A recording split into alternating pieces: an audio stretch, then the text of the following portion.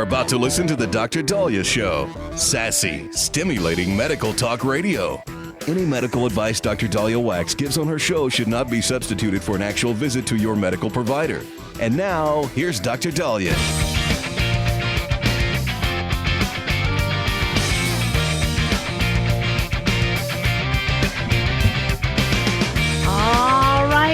We are back at the Dr. Dahlia Show. Thank you all for tuning in. 1-877 Dr. Dahlia, 1-877 DOCDALI.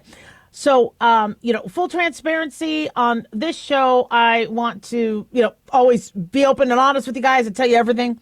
And so one thing I am considering that I might do is in January, I might try Ozempic. Now, calm down. Can I explain? Let me explain. I will explain the situation. I'm not taking Ozempic for weight loss. All right. I have been both supportive but critical about how Ozempic and Wegovy and Manjaro and all that has been used, how diabetics have been having difficulty getting it, how people are taking it to fit into a bikini, how I'm noticing patients regain the weight, gain the weight back. It's expensive. And then there's GI side effects. And so, oops, my microphone. And so, for me, having, a lot of GI issues, I have been like, I'm not going to go there. And also, my weight issue isn't that I'm hungry. It's not that I'm hungry. My weight issue, I had great weight, working out, whatever. And then it was very hormonal. I got my first hot flash.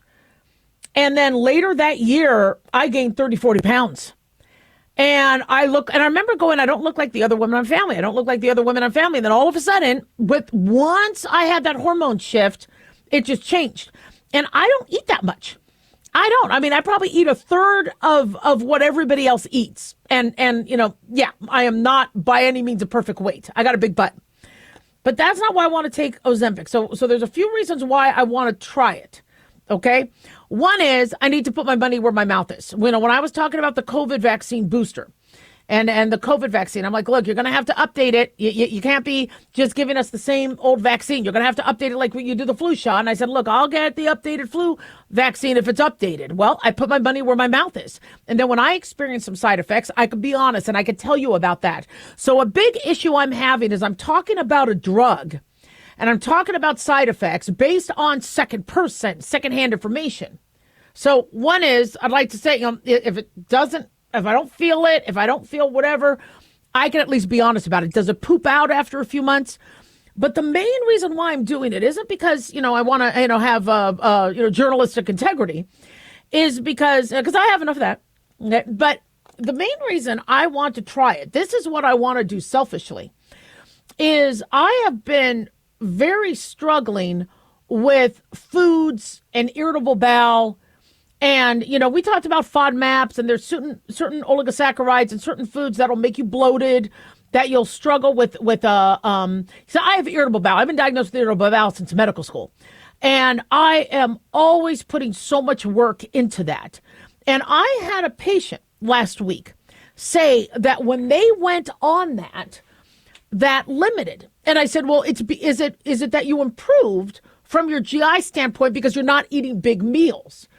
And they go, I don't think so, because I'm still eating the same amount, but I'm having less bloating. I'm having less constipation or diarrhea and I have been dealing with irritable bowel for years. And so for poops and giggles, no pun intended, I want to see and then talk you guys through it, because I always give you the blow by blow. If the gas, improved, right? If I noticed a change. Now, we've been talking about gut microbiome, eating vegetables. I always eat vegetables. I eat fruit. I eat fiber. I try to avoid sugar. I try to avoid diet soda and things like that. Try to avoid alcohol. I'm pretty good with my diet, and I eat small amounts. But I don't understand why I will go through just, you know what? Okay, now I got to plan. Where's the potty?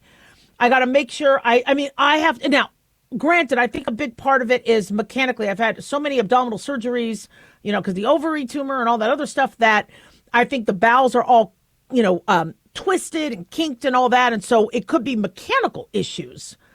But this really, I don't know if that's God speaking to me, but this patient saying that they noticed that their bowels acted differently with it.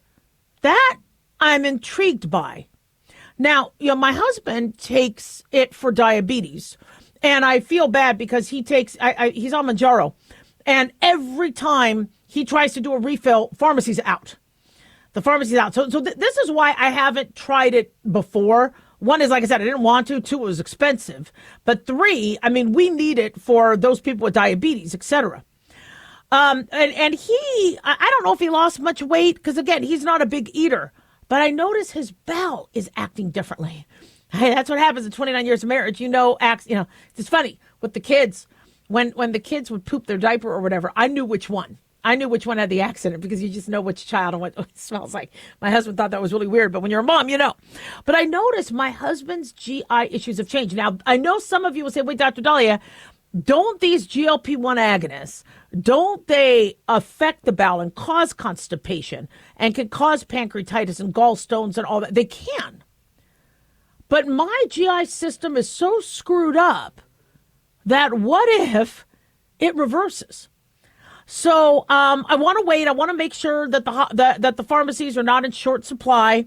I'm going to talk to my doctor about a prescription just for poops and giggles and just to see. I'll be able to walk you guys through that. And again, I don't want to lose weight by it because I'm going to gain it back. There is no way I'm going to be able to afford to stay on it. There's no way. And this idea, well, I'm just going to go on it, lose the weight. The weight's going to come back. So I don't want to do it for the weight loss. But if I could control what's going on with my tummy and get my tummy flat again, because I'm always bloated. I always feel bloated, and it's uncomfortable. It's uncomfortable when I work out and all that. And I understand, my intestines are all twisted, and I got so many issues with that. But if I find that this helps and changes things up, I'd like to do a study on that. I'd like to, or urge somebody to do a study on that. I know my colon and my retroperitoneum doesn't necessarily, yeah. Cindy's asking about alcohol cravings. The one thing that we are seeing Ozempic and Wegovy do is great. Cindy, I miss you. Cindy, love you and the boys and the kids. One thing we are noticing is that your cravings with alcohol and sweets and things like that go down. And they are looking at using that for people who suffer from alcoholism. But I want to see what it does for my bowels. So we'll see. And I'll show you. 1-877 Doc Dolly. Don't go away.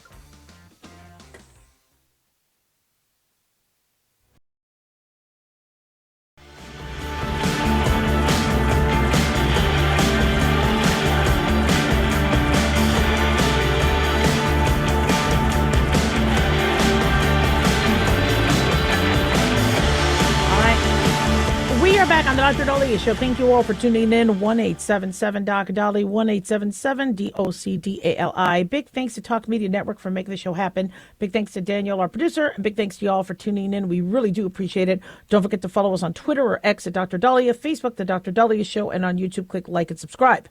So there is an article reported by Son of Gray saying there are 5 frozen pizzas linked to cancer. Now, for those of you that eat a lot of frozen pizza, you might want to listen up. For those of you that eat frozen foods on a regular basis, you really need to listen up. All right. The additives and the processed components of these frozen meals are not healthy. They're not safe for a once in a blue moon thing, but not safe.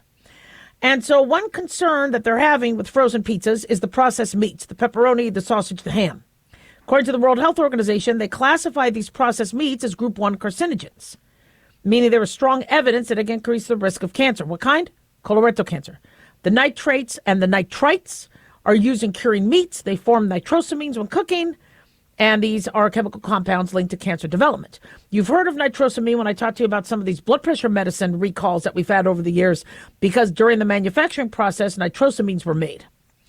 Another issue, not only is the nitrosamines, these are not 5... They say 5 frozen pizzas, but I don't know if they're going to name but these are reasons why. I think there's a typo in that article. Another reason is the acrylamide.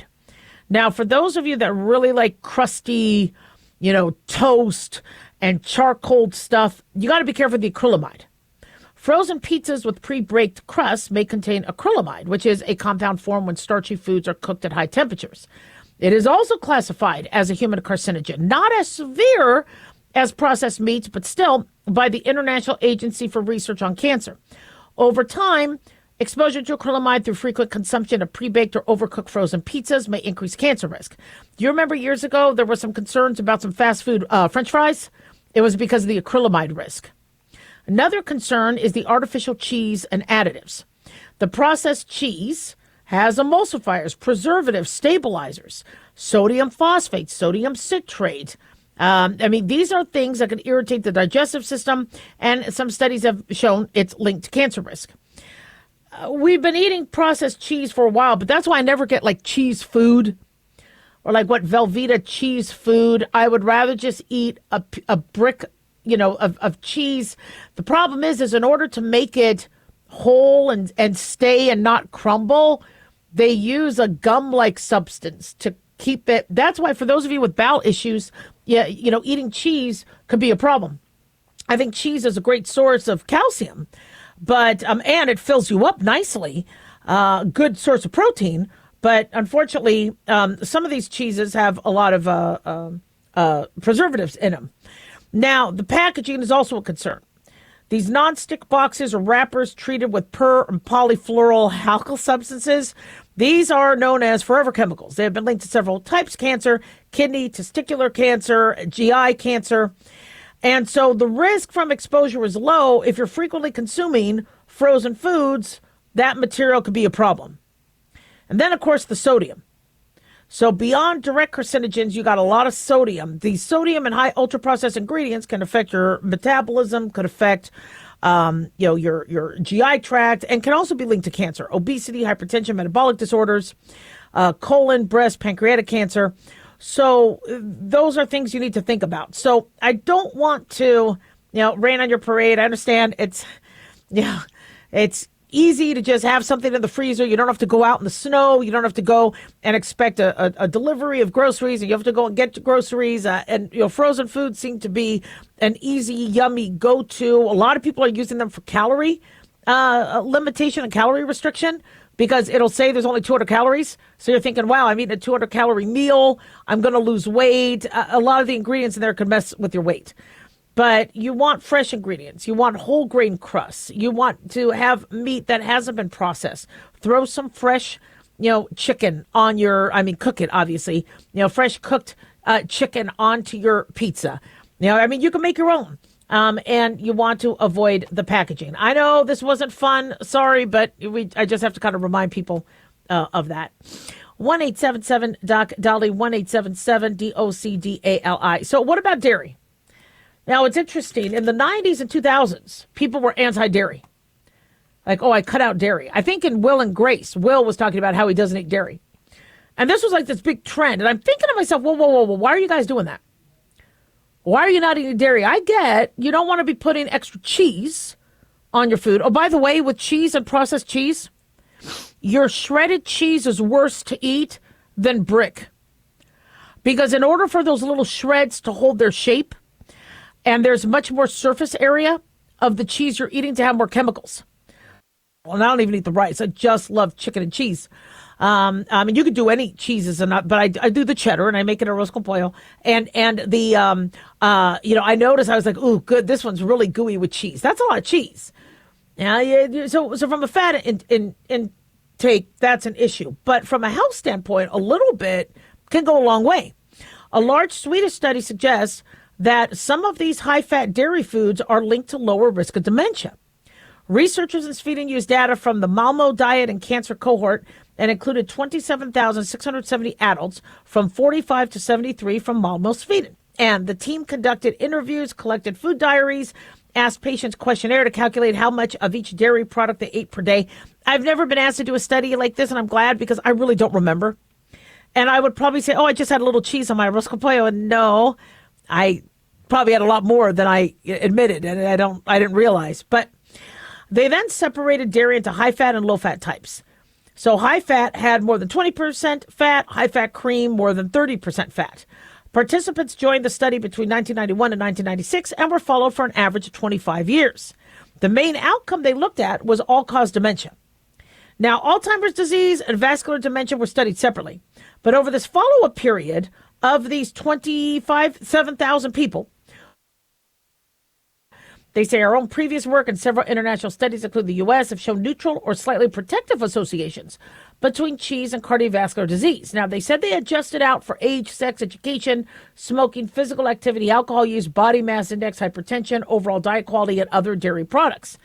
And they said people who ate 50 grams per day of high-fat cheese had a lower risk of all-cause dementia compared to those eating less than 15 grams per day. They also had a lower risk of vascular dementia. And vascular dementia is related to fat arteriosclerosis. That is fascinating. High-fat cream showed a similar pattern. People consuming at least 20 grams per day had a 16% lower risk of all-cause dementia. Now, I don't think they're talking about whipped cream and frosting. I think they're talking about sour cream, I guess, right? I don't put sour cream on my food. It's good. I just don't use the extra cheese. Now, they said the other dairy products did not show clear links with overall dementia risk. Low-fat cheese, low-fat cream, milk, fermented milk, and butter generally show no association with all-cause dementia. One exception was that high butter intake was associated with a higher risk of Alzheimer's. The study also found that high-fat cheese was linked to lower Alzheimer's risk only among people who did not carry the ApoE4 risk variant, which is a genetic variant. So, what could also be going on here is somebody eating high-fat cheese. It could be somebody that's just blowing off their diet, but it could be somebody going, look, I am going to be eating for breakfast, a wholesome, I'm going to have, because I've done that before. I've had a slice of cheese, some fruit, some fiber for my breakfast so I could feel full. If I eat cereal, I'm hungry in 2 hours. Well, so I'm wondering if it could be, and I know they said they already ruled out other diet qualities and all that, but it could be the person eating more natural is not then eating a lot of processed foods, low-fat this, low-fat that. And then is it the low-fat consumption food that might have preservatives or things like that? When I see a product that says low-fat or low sugar, I worry about what did they use to compensate for that. So it's an interesting study. 1877 Doc Dolly.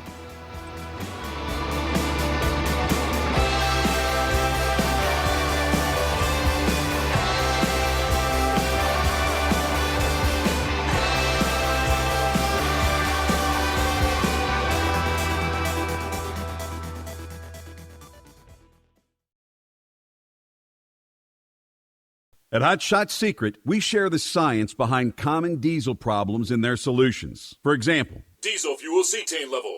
in many states, the cetane rating in diesel fuel is 42 to 45. Most diesel engines operate more efficiently with a cetane rating of 48 to 50. One treatment of Hot Shot Secret Diesel Extreme will raise your cetane 7 points, increase fuel economy, and improve cold starts. Due to a cleaner burn, there are less hydrocarbons and particulate matter in your exhaust. This reduces the blockage of your diesel particulate filter. Using Diesel Extreme generates 83% less DPF regenerations. The 6-in-1 Diesel Extreme formula also includes the most concentrated detergent on the market, lubricity enhancer, water demulsifier, rust and corrosion inhibitors, and a fuel stabilizer. Hot Shot Secret Diesel Extreme is available nationwide at truck stops, Fine Farm and auto stores, and online at hotshotsecret.com. Hot Shot Secret, powered by science.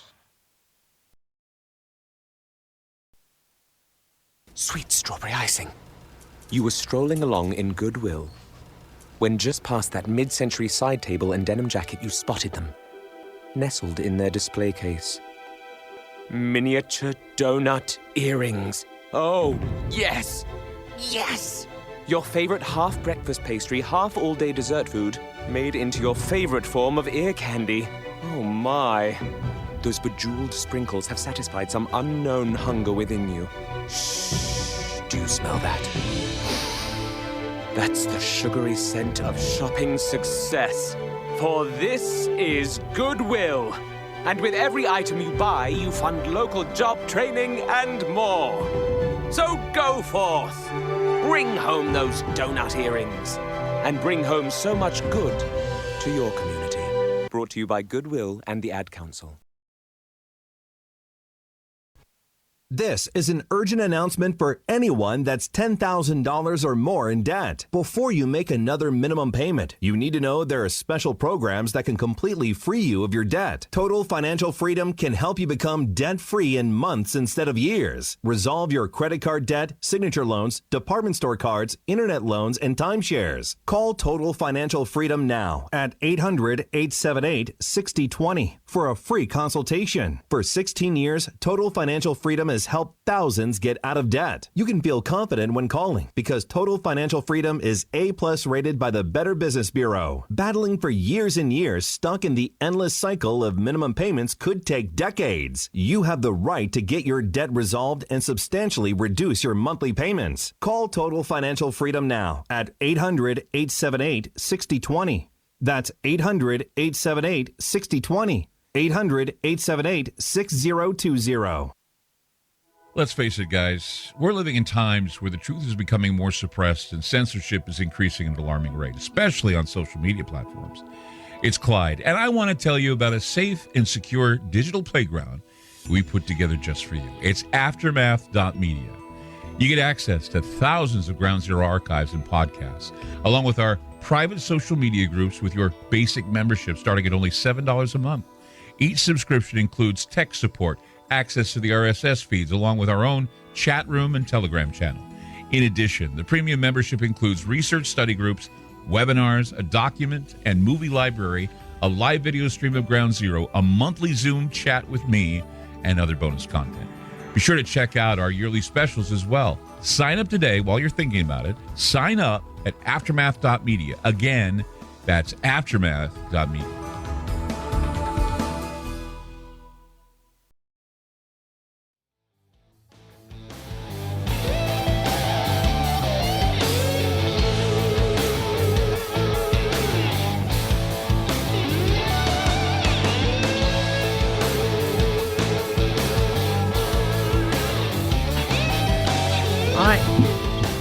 We are back on the Dr. Dahlia Show. Thank you all for tuning in. 1-877-Dr. Dali, 1-877-DOCDALI. So BBC News is reporting that a new Trump envoy says he will serve to make Greenland part of the U.S. Remember, he was talking about Greenland and, after the Gulf of America and some of the other things and maybe adding Canada to become the 51st state.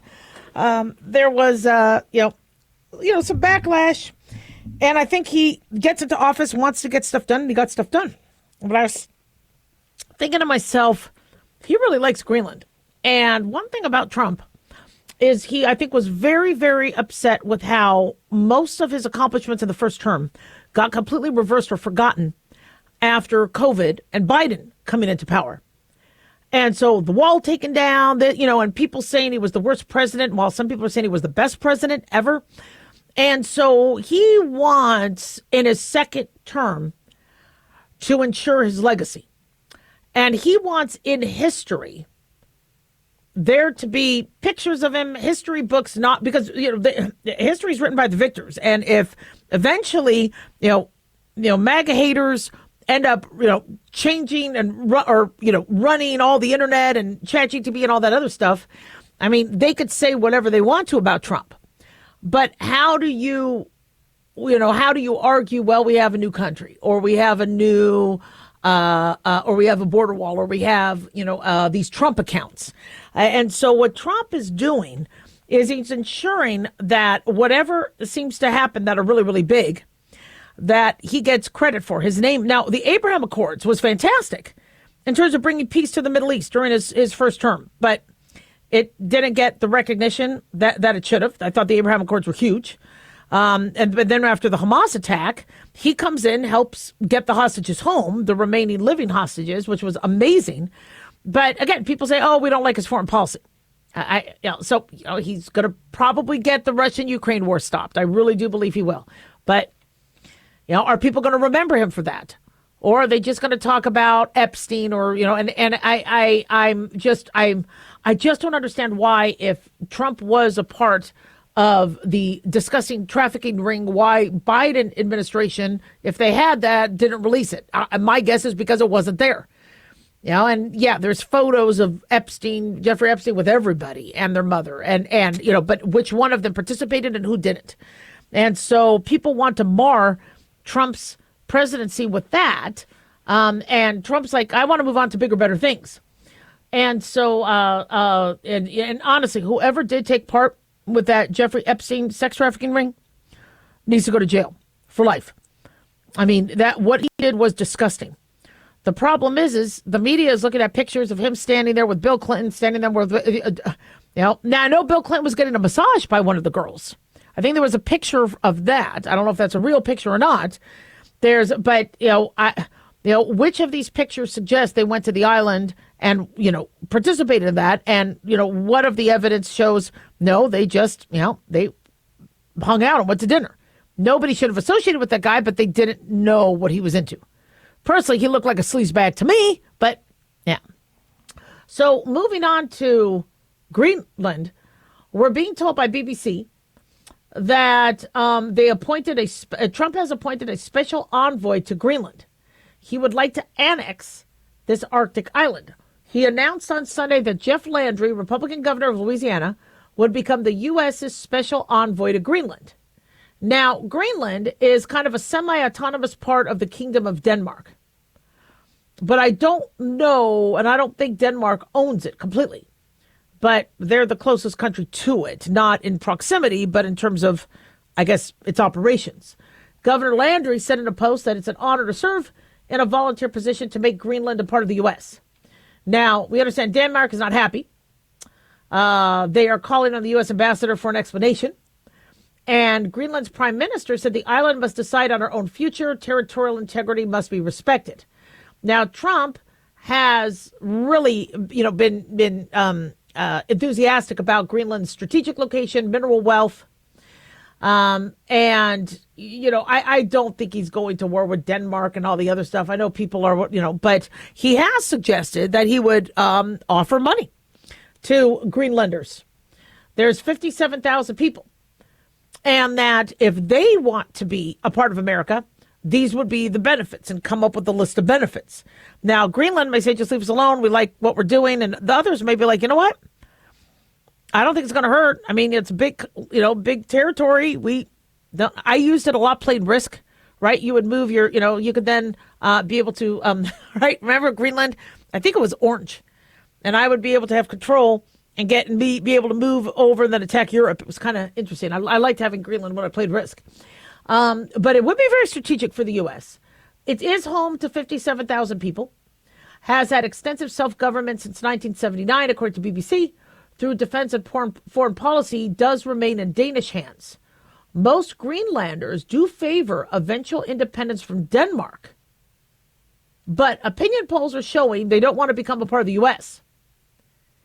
Denmark's foreign minister, Lars Løkke Rasmussen, described the appointment of Landry as deeply upsetting. He told Danish broadcaster TV2, as long as we have a kingdom consisting of Denmark, the Faroe Islands, and Greenland, we cannot accept actions that undermine our territorial integrity.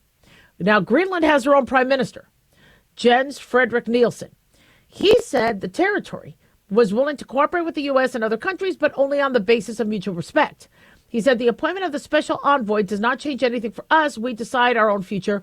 Greenland belongs to Greenlanders. The territorial integrity must be respected. So, EU commissioner says that the EU stands with full solidarity with Denmark and all that. And I know some people are like, why is Trump messing with this? Is he being overly ambitious? Is he, here's the thing. One thing, like I said, Trump wants to do is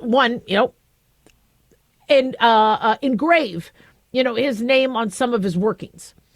Greenland, this isn't just, I just want the territory, so I could play a Risk game and now include it under U.S. and name it, part of the U.S. He wants more. And one thing that really, really drives Trump's presidency, I know the media critics say it's greed and narcissism, but he really wants to abolish taxes where we don't pay taxes and where we get money from the outside in. And this external revenue service, if he could enact that within the next, upcoming 3 years left of his presidency, that could be pretty damn cool. And to do that, he needs money coming in. So rather than we spending more on tariffs than other countries, they start to reciprocate. They give money back. We're not the only ones dumping all this money into NATO and the World Health Organization. Other countries need to also. Same thing with the Ukraine war. Why are we paying the biggest part of the bill? Why isn't the EU? So he's cutting back on savings, finding waste, fraud, abuse, and then minerals. Being able to access minerals is huge. Now, Greenland is probably sitting there going, okay, we woke up the sleeping giant. We were doing our own thing. There were a couple TV shows about us, but Denmark overall leaves us alone. Well, now, I'm sure Denmark's like, well, wait a second, we might want that. Or, these other countries might be like, well, we want that. And so we woke up the sleeping giant. And so Trump, thinking that he could offer something that the 57,000, I just said, 57,000 inhabitants of Greenland could want, it is intriguing. Now, somebody could say, wasn't Greenland closer to Canada? I don't know if Canada has the ability to do, their... I think they got enough on their plate and they need America to defend them. So I don't think, but no, I don't think we would go to war. Do I think Trump, do I think he might be more aggressive? There's a chance he might be if he thinks that other countries are going to want to jump on Greenland too. Now that, we're at this kind of, cyber war with China and Russia and getting minerals and, Russia wanting Ukraine minerals and all that. It's all about the minerals now. And what we could use and how to access lithium and how to access gold and all that. So he might start stepping this up if he thinks other countries are going to move in. 1-877 Doc Dolly.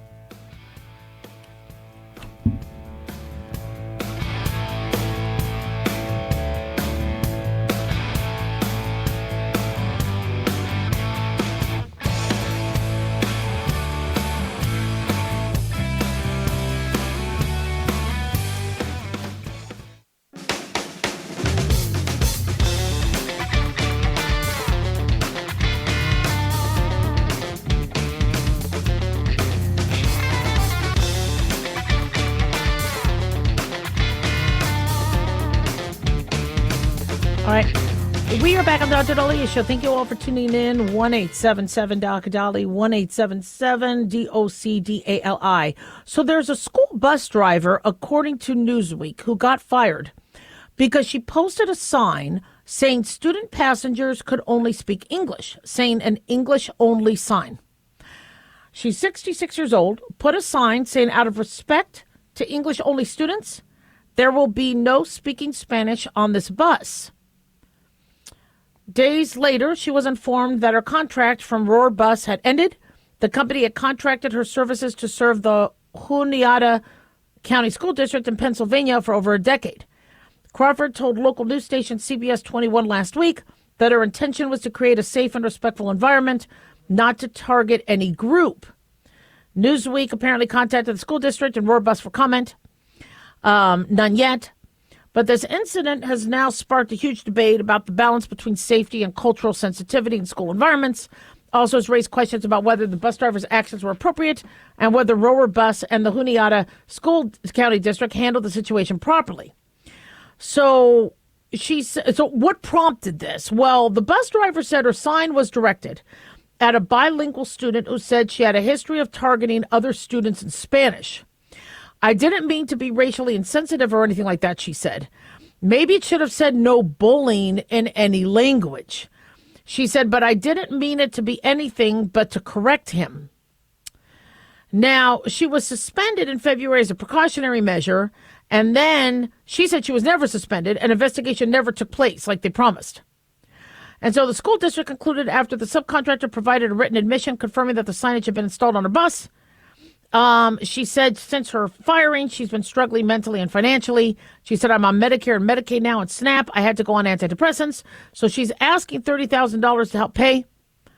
And I guess she's hoping that the school realizes they wrongfully terminated her. She says there's an online fundraiser. So this is interesting. I'm mixed on this because you have a lot of kids that have come to this country. They don't speak English. That's not their fault. I mean, that's a language they speak on the other end. When my family came here, they had to learn the language. They could not expect that everybody was going to be able to understand them. And in order for them to become citizens and pass the citizenship test and be able to work, they had to learn the language. And so they did. And that's how it's kind of always been. You had to learn the language to the country where you're going. This is, a little bit, this is an issue because it's kids. So the subject is do people not feel safe around others that they can't understand? Now, I remember, years ago, my father would be speaking to his family and my mom was like, can you speak English? Because it's rude. I can't understand what you're saying. And people feel very vulnerable. You could be Arnold Schwarzenegger. You could be The Rock. You could be, standing in a foreign country. If you don't understand what people are saying, you get a little timid. And people feel nervous when they can't understand what's going on in their surroundings. Now, when you travel to another country, well, that's expected. It's their country. If you don't know Japanese and you go to Japan, you might not understand. That's kind of what happens. I mean, it's their country. That's what they speak. But people are really concerned that they are in their own country and they don't understand what people are saying next to them. What if somebody says, I think I saw a guy with a gun, and you can't hear that, you can't understand that? And, one thing that I've noticed, and luckily because I could speak Spanish, but, as I told you, I was in Miami. I'm with the family going to I guess we had to meet somebody at a hotel. So we're in the elevator, or we were at a shopping mall, I forget what. And somebody comes at the elevator saying tercero piso, meaning third floor. So I knew to hit the button, but she assumed I didn't speak English. And I didn't have a problem with that. I understood her. But I think there's a lot of people who say, wait a second. Okay. This is America. Why don't you know that I speak English? Why do you assume that I have to know your other language? And now there's a pressure. Medical students, call me very frustrated because they're like, look, I can't understand the patient. So in addition to me having to learn medicine, be overworked, underpaid, exhausted, never sleeping, I have to, that's how I learned Spanish. I mean, I took 5 years in school from 8th grade all the way to high school, but it wasn't, I had to self-teach the medical Spanish. And I did that because it was too hard to wait for a translator. Sometimes translators weren't available. And you couldn't necessarily trust the family member, especially, and so I had to teach myself. And that's how I did, because I had to learn it. And that's how a lot of people actually learn English, because they come to this country, they just have to if they want a good job, and they learn it. And it's surprising what you do when you have to do something. And so, in terms of safety, if you have somebody sitting there and there are people behind you speaking in another language and you don't know if they're going to attack you, you don't know if they're talking about what they're going to do, you're going to not feel at ease. And the truth of the matter is educators are being told by some English-only students that they don't understand what some of the bullies are going to do to them. Now, not everybody who speaks another language is a bully, but there's bullies, in all grades and all, what do you do? And what if they're not bullies? What if they're just kind of trying to have their own private conversation? So, putting a sign up saying English only bus, she overstepped. But, it does open up this big conversation of, how do Americans are noticing that they don't understand a lot of the signage in their area. They are not understanding what a lot of people are saying. And it makes them feel like at risk. And, it's one of those things where I really do believe that Americans are putting themselves at a loss by not, becoming multilingual like my grandmother knew 4 languages and she could have learned 5. It was that's just what you did. You learned languages. We don't do that now. We Google Translate. We have apps to look at things, and that's nice and everything. So I really do believe that America will eventually be bilingual. And I think a lot of Americans are going to end up wanting to learn Spanish because they're not going to understand a lot of, individuals that they're neighbors with. And it helps them with communication and cultural things. But it is America, and English is our language. And so is it appropriate for there to be, we speak English here? In this day and age, no. People will think that's insensitive because, we're a melting pot and you could speak whatever language you want. That's your language. If you don't know English, you're not supposed to keep your mouth shut. But what if it impedes on somebody's safety? If people feel like they don't know what's going on or about to happen and they want to be able to understand, I see why people are concerned. I get that. I would not have put a sign up on a bus. 1-877-DOC-DOLLY, 1-877-DOC-DALI. We do have a bigger problem as it pertains to bullies. And bus drivers, God bless our bus drivers, they not only do have to operate a bus, and not only do they have to, protect their students, from accidents and anything else that can happen on a bus, but on top of that, they have to stop the bullying. I used to always like to sit in the back of the bus because there was room, but that's where the bullies did mean things. And I noticed if I sat near the bus driver, in fact, that's how a bus driver could tell you're being bullied, because somebody will come and sit right near the bus driver because they're hoping that bus driver could provide them protection.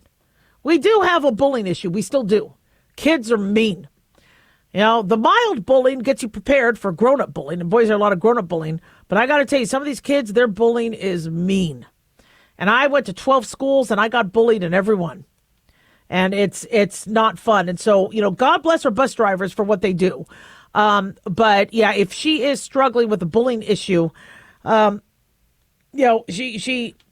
going to have, there's other ways to handle it. I hope she is able to eventually get a job back. I hate to see, anybody struggle, but that was not, she overstepped, and that was an issue. 1-877-DOC-DOLLY, 1-877-DOC-DALI. It's Christmas week, guys. All right. Hope travel's going well. Hope you guys are getting excited for the holidays, and we'll see you soon. 1-877-DOC-DOLLY.